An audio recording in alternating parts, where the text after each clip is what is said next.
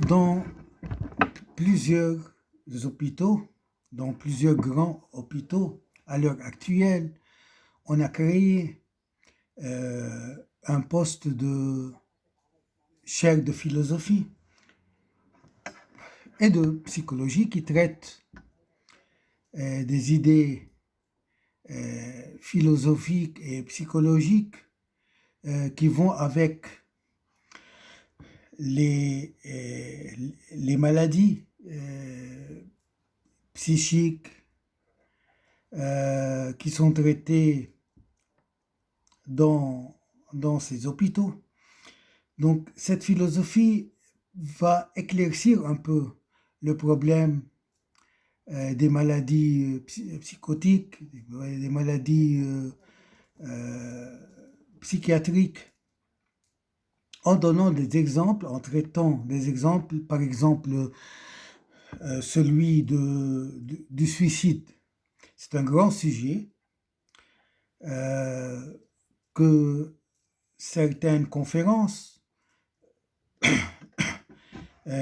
dans ce poste a été traité, par exemple les causes du suicide citées par le sociologue Durkheim. Un autre exemple, le cas du suicide de Madame Bovary, d'Emma Bovary, et son arrière-plan, c'est-à-dire ses causes psychologiques, religieuses, et ainsi de suite. Je peux élaborer un exemple dans ce sujet. Une toute petite histoire écrite par le grand écrivain colombien Gabriel García Márquez, La tragédie de l'inconnu. Cette petite histoire illustre la chute d'un homme qui voulait se suicider, qui s'est tombé de la 10e étage, et à travers cette chute, il a vu ce qui se passait dans les appartements. Il a vu des moments de bonheur que vivaient les habitants. Il a vu des moments de vie conjugale un peu avec des disputes, des malentendus. Et comme ça, à la fin de la chute, c'est-à-dire à la toucher de la terre, il a pu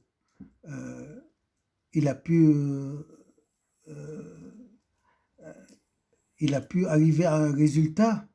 Le résultat, c'était le suivant, que la vie valait la peine d'être vécue.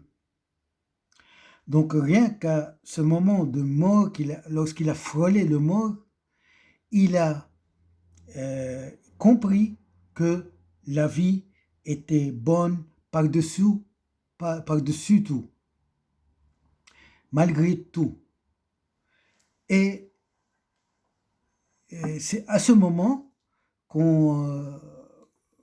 à ce moment de rencontre avec la mort, que psychologiquement, on revoit tout le film de notre vie. Et on a un peu de remords qu'on n'a pas vécu comme il faut, avec tout son plein, notamment avec l'espoir de trouver quelque part du bonheur. Ça peut servir, cette histoire peut servir aussi comme encouragement aux suicidaires, aux gens tentés de suicide, pour donner un peu un élan d'espoir. Euh, Souvenez-vous, le philosophe, le philosophe André Comte Sponville, euh, il disait que aussi il faut accepter la vie, il faut, euh, il faut vivre avec un peu son malheur, et que le suicide, le suicide arrive lorsqu'on a un excès d'espoir, un excès d'espoir du bonheur. Pourquoi? Parce que l'excès de l'espoir du bonheur, euh, quand il ne se réalise pas, il va, euh, il va mener vers un choc psychologique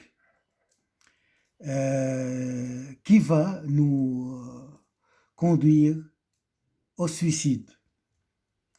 C'est la déception qui est à la base du suicide. Et la déception, c'est-à-dire la déception, c'est-à-dire qu'on attendait à trop de bonheur, alors que on n'a pas pu réaliser ce bonheur, on va vers le suicide.